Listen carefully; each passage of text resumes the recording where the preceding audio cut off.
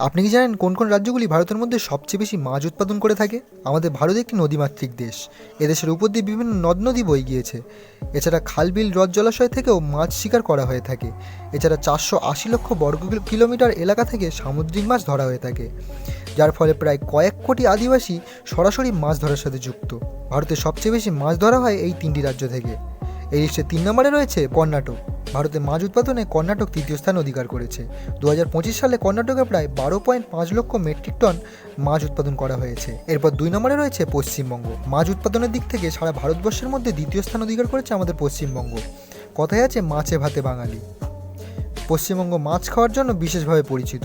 2025 সালে পশ্চিমবঙ্গে প্রায় 20 লক্ষ মেট্রিক টন মাছ উৎপাদন করা হয়েছে। সর্বশেষ 1 নম্বরে রয়েছে অন্ধ্রপ্রদেশ। মাছ উৎপাদনের দিক থেকে সারা ভারতের মধ্যে প্রথম স্থান অধিকার করেছে অন্ধ্রপ্রদেশ। ভারতের মোট মাছ উৎপাদনের প্রায় 25% মাছ অন্ধ্রপ্রদেশ একাই উৎপাদন করে থাকে।